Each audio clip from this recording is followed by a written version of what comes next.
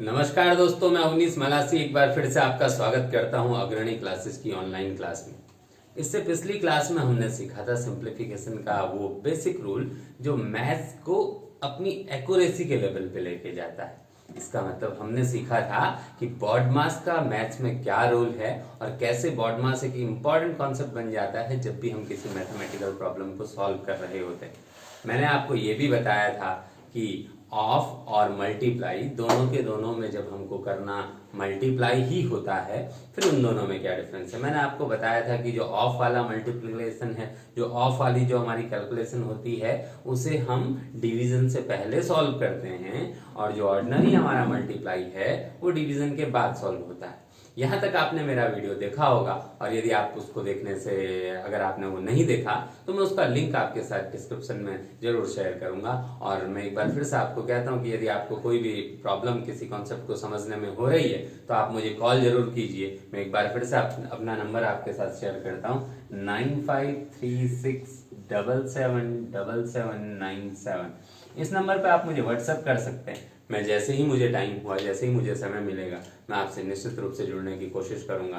WhatsApp पे आप पूछिए कि आपको क्या दिक्कत है, या आप कमेंट बॉक्स में नीचे से मुझसे पूछ सकते हैं कि आपसे मैं कैसे जुड़ सकता हूं, आपको किस कॉन्सेप्ट को समझने में दिक्कत आ रही। मेरा बेसिक फोकस होता है कि मैं आपको कॉन्सेप्चुअली समझाऊं कि मैथ्स में जो जैसा भी हो रहा है वैसे होने के पीछे रीजन क्या है। यदि एक बार हम इसे समझ गए तो मैथ्स के बराबर आसान और कोई सब्जेक्ट आपको लगेगा नहीं, क्योंकि यहाँ पे सिर्फ नंबर्स बदलेंगे, बाकी उनको सॉल्व करने का तरीका हमेशा एक जैसा रहेगा। और ये एक जैसे तरीके और ये सिमेट्री जो मैथ्स की है यही इसको आसान बनाती है। बस जरूरत है तो एक बार उस कॉन्सेप्ट को समझ लेने की जो मैथ्स के बेसिक ऑपरेशंस में अप्लाई होता है। मैंने आपको कहा था कि मैं आपके साथ कुछ सिंप्लीफिकेशन के क्वेश्चन सॉल्व करूंगा। तो आज का जो हमारा चैप्टर है वो सिंप्लीफिकेशन के क्वेश्चंस को लेके है। मैं यहाँ पे भी आपके साथ वो बेसिक कॉन्सेप्ट आपके साथ शेयर करना चाहूंगा जिसकी हम बात कर रहे हैं। तो एक छोटा सा क्वेश्चन मैं आपके सामने लिखता हूँ। पहला जो हमारा आज का सिंप्लीफिकेशन का क्वेश्चन है, जो हमारा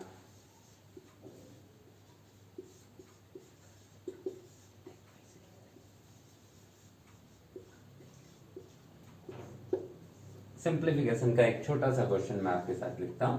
क्वेश्चन है 6 plus 6 plus 6 plus 6 bracket divided by 6। Clear? Question है 6 plus 6 plus 6 plus 6 divided by 6 upon 4 plus 4 plus 4 plus 4 divided by 4। आप यहां पे वीडियो पॉज करके इसको एक बार सॉल्व करने की कोशिश कीजिए कि आपका आंसर क्या आता है।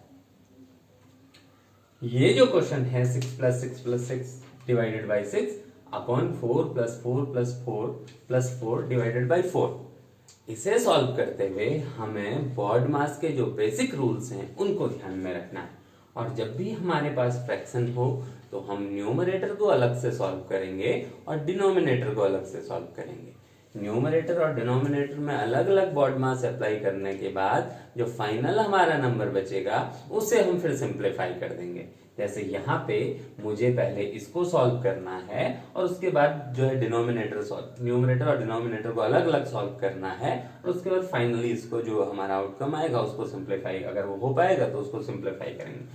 देखिए, मैं न्यूमरेटर की बात करूं तो यहाँ पे जो बॉडमास हमारा है इसमें से, ये मैंने कहा बॉडमास क्या है कि किसी भी मैथमेटिकल ऑपरेशन को सॉल्व करते हुए जो मैथमेटिकल सिंबल, इट मींस ये मैथमेटिकल सिंबल यूज हुए हैं उनको सॉल्व करने का सीक्वेंस बॉडमास का सीक्वेंस। न्यूमरेटर में हम देखें तो हमारे पास ब्रैकेट है, हमारे पास एडिशन का सिंबल है और हमारे पास डिवीजन है, हमारे पास ये।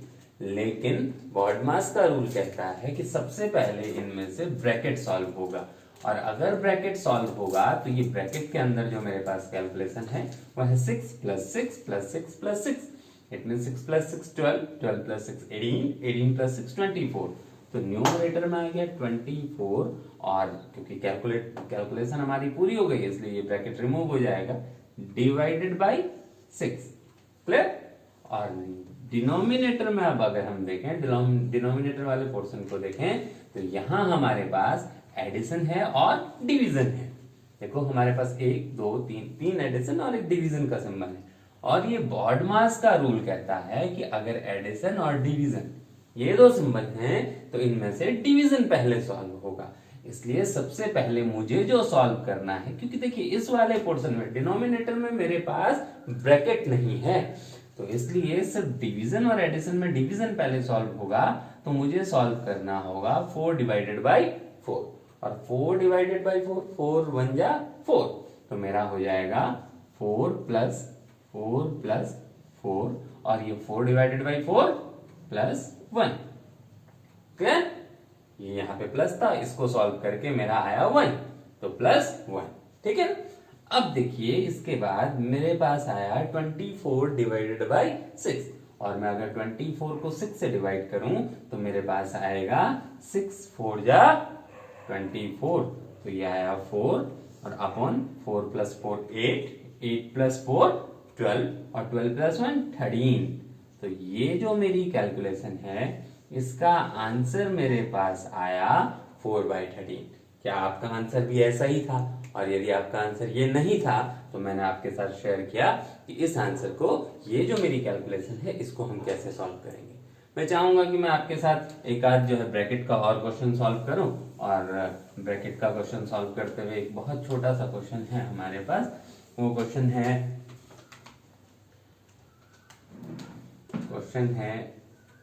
2 minus bracket start 2 minus bracket start 2 minus 2 small bracket start 2 plus 2 bracket close bracket close bracket close. देखिए क्या है, 2 minus square bracket start 2 minus करली bracket start 2 minus 2 small bracket start 2 plus 2 small bracket close करली bracket close और square bracket close. देखिए इसमें मैंने आपको ब्रैकेट के सीक्वेंस को सॉल्व करने का जो रूल बताया था, पिछले वाले वीडियो में मैंने शेयर किया था कि सबसे पहले अगर हमारे पास ये 3 ब्रैकेट हैं तो हम स्मॉल ब्रैकेट को पहले सॉल्व करेंगे। इट मींस मेरी पहली कैलकुलेशन सिर्फ और सिर्फ है 2 प्लस 2, और 2 प्लस 2 होगा 4 यहाँ पे आया मेरा 4, और 4 मल्टीप्लाइड बाई -2। देखिए ब्रैकेट के बाहर से -2 है, तो मुझे ये ब्रैकेट के अंदर जो कैलकुलेशन आएगी उसको -2 से मल्टीप्लाई करना है। तो ये हो जाएगा 2 माइनस अब देखिए ये है 2 और इंटू 4, ये 2 प्लस 2 वाला 4 हो जाएगा, और बाहर से ये -2 है तो 4 2 जा 8, तो यहाँ पे मेरा आया 2 माइनस 8। क्लियर? अब मुझे सिर्फ और सिर्फ ये करली ब्रैकेट को सॉल्व करना है, और यहाँ पे 2 माइनस 8 है, और 2 माइनस 8 होगा -6। देखिए +2 और -8 क्या होगा, -6। तो यहां इस स्टेप के बाद मेरी कैलकुलेशन पहुंचेगी 2 माइनस 2, और यहां पे मेरा आया इसको सॉल्व करके -6, ब्रैकेट के बाहर से भी माइनस है तो minus into minus plus 6। Clear? यहां तक आपको समझ आया? ठीक है, अगला स्टेप जो होगा मेरा, मुझे इसे सॉल्व करना है। मुझे क्या सॉल्व करना है, 2 प्लस 6 को, और 2 प्लस 6 होता है 8, और बाहर से है माइनस का सिंबल, तो ये हो जाएगा 2 और -8। क्लियर? 2 माइनस 8 होगा -6। इस जो मेरा क्वेश्चन था इसका आंसर आ जाएगा -6। क्लियर? आप इसे जब भी मैं कोई क्वेश्चन यहां लिखूं तो आप एक बार वीडियो पॉज कीजिए, इस क्वेश्चन को खुद से सॉल्व कीजिए, क्योंकि जब तक आप खुद से सॉल्व नहीं करेंगे तब तक आपके अंदर वो कॉन्फिडेंस बिल्डअप नहीं हो पाएगा कि आप खुद से कर सकते हैं। और अपनी हर एक कामयाबी पे अपने को शाबाशी देना मत भूलिएगा, क्योंकि वर्क हैप्पीली का एक कॉन्सेप्ट है कि वर्क हार्ड से अच्छा जो कॉन्सेप्ट है वो वर्क हैप्पीली का है, कि जब भी आप खुशी के लिए काम करेंगे, किसी भी चैप्टर को पढ़ने से पहले यकीन दिलाइए खुद को कि इसको पढ़ के आपको मजा आने वाला है। इसको पढ़ के जैसे ही आप इस चैप्टर को लर्न कर लोगे आपको मजा आने वाला है। तो आप जैसे ही कुछ भी सीख जाएं तो अपने आप को शाबाशी देना मत भूलिए, क्योंकि आपको कोसने वाले तो बहुत सारे हैं। अच्छा, अगला क्वेश्चन देखिए, 1 divided by bracket start 1 plus 1 divided by 1 divided by 1 plus 1 divided by करली bracket start 1 plus 1 divided by 1 plus 1 divided by 2। ठीक है ना? हाँ, ब्रैकेट क्लोज, ब्रैकेट क्लोज। ये मेरे पास नेक्स्ट मेरा क्वेश्चन है ब्रैकेट से रिलेटेड। देखिए 1 divided by square bracket start 1 plus 1 divided by करली bracket start 1 plus 1 divided by small bracket start 1 plus 1 divided by 2 bracket close, bracket close, bracket. अच्छा देखिए यहाँ पे मैंने आपको बताया सबसे पहले स्मॉल ब्रैकेट को हम सॉल्व करेंगे, सबसे पहले स्मॉल ब्रैकेट को सॉल्व करेंगे और स्मॉल ब्रैकेट को सॉल्व करते हुए जो मेरी कैलकुलेशन है वो मैं आपको यहाँ पे समझाने की कोशिश करता हूँ कि स्मॉल ब्रैकेट के अंदर है 1 प्लस 1 डिवाइडेड बाई 2। क्लियर? इतना ही है, 1 प्लस 1 डिवाइडेड बाई 2। तो इसे सॉल्व करते हुए देखिए 1 डिवाइडेड बाई 2 को मैं ऐसा लिख सकता हूँ 1 plus 1 by 2, 1 divided by 2 1 by 2 मेरे पास यही आने वाला है। और इसे सॉल्व अगर मैं करूं तो 1 प्लस 1 बाई 2 को मैंने आपको ऐड, ये फ्रैक्शन को ऐड कैसे करते हैं जो ये वाला चैप्टर है वहां पे सिखाया है। तो 2 1 जा 2 प्लस 1 3, तो 3 बाई 2। इसका मतलब है अगर मैं ये ब्रैकेट के अंदर की जो मेरे पास कैलकुलेशन है इसे सॉल्व करूंगा तो मेरे पास आएगा 3 बाई 2। तो इसका मतलब मैं इसको ऐसे लिख सकता हूं। इसको सिंप्लीफाई करते हुए अगर मैं चलूं तो अगला स्टेप हो जाएगा 1 प्लस 1 डिवाइडेड बाई, इसको सॉल्व करके मेरे पास आया 3 बाई 2। क्लियर? यहां तक आपको समझ आया? ठीक है, इसके आगे अब बढ़े तो मुझे ये ब्रैकेट सॉल्व करना है और इतनी कैलकुलेशन मुझे करनी है। ये कैलकुलेशन है मुझे सॉल्व करना है। देखिए मुझे सॉल्व करना है 1 plus 1 divided by 3 by 2, 1 plus 1 divided by 3 by 2। तो ये हो जाएगा 1 प्लस 1। अच्छा देखिए फ्रैक्शन का मल्टीप्लाई, यहाँ पे एक प्लस है और एक डिवीजन है ना? तो बॉडमास का रूल कहता है कि एडिशन से पहले डिवीजन सॉल्व करेंगे और यहाँ पे है 1 डिवाइडेड बाई 3 बाई 2 मतलब फ्रैक्शन वाला डिवीजन, फ्रैक्शन का डिवीजन, फ्रैक्शन के डिवीजन मल्टीप्लाई वाले चैप्टर में आप देख सकते हैं। तो यहाँ पे क्या करते हैं, ये डिवीजन के सिंबल को कन्वर्ट कर देते हैं मल्टीप्लाई में और डिवीजन के बाद वाले फ्रैक्शन को पलट के लिख देते हैं। तो 2 बाई 3 है ना? अब 1 मल्टीप्लाइड बाई एनीथिंग, वो जो मेरा नंबर होगा वही आएगा। 1 इंटू 2 बाई 3 2 बाई 3 आएगा। तो यहाँ पे आ जाएगा 1 plus 2 by 3। Clear? 1 plus 2 by 3 ये मेरा आंसर आया। अब ये 1 प्लस 2 बाई 3, 3 1 जा 3 और प्लस 2 5, 5 बाई 3। ठीक है ना? तो इसको सॉल्व करके मेरे पास आया 5 बाई 3। देखिए मैं लिख सकता हूं 1 divided by 1 plus 1 divided by 5 by 3। Clear? अच्छा देखिए अगर आपको इतना तक भी समझ आया और आपको समझ आया कि प्लस और डिवीजन, फ्रैक्शन वाला डिवीजन कैसे सॉल्व करना है तो आप इसके आगे खुद एक बार सॉल्व करके देखिए। अब मेरा होगा 1, अच्छा मुझे देखो सॉल्व करना है अब 1 प्लस 1 डिवाइडेड बाई 5 बाई 3। मुझे सॉल्व करना है 1 plus 1 divided by 5 by 3। Clear? इतना यहां तक समझ आया? देखिए इसके बाद क्या है, मुझे पहले एडिशन और डिवीजन में डिवीजन को पहले सॉल्व करना है। क्लियर? ठीक है, तो मुझे सॉल्व करना है इसे 1 डिवाइडेड बाई 5 बाई 3। तो मैं लिख सकता हूं 1 प्लस 1 डिवीजन के सिंबल को मल्टीप्लाई और इसके बाद वाले फ्रैक्शन को 3 बाई 5। क्लियर? ठीक है, बहुत बढ़िया। 1 प्लस, अच्छा देखिए ये आ गया 3 बाई 5। तो 5 1 जा 5 प्लस 3, 5 1 जा 5 प्लस 3, 8 बाई 5। इसका मतलब है इसको सॉल्व करके मेरे पास आया 1 डिवाइडेड बाई 8 बाई 5। अब मेरे पास सिर्फ और सिर्फ एक कैलकुलेशन बची 1 डिवाइडेड बाई 8 बाई 5। तो इसे सॉल्व करते हुए 1 डिवाइडेड बाई 8 बाई 5। देखो 1 को 1 लिखा, डिवीजन को मल्टीप्लाई में कन्वर्ट किया और 8 बाई 5 को 5 बाई 8 लिख दिया। क्लियर? और मेरा आंसर आ गया 5 बाई 8। इसका मतलब है इसका आंसर मैं यहां लिख देता हूं, हो जाएगा 5 बाई 5 बाई 8। ये मेरा आंसर आया 5/8 इस क्वेश्चन का मेरा आंसर आया।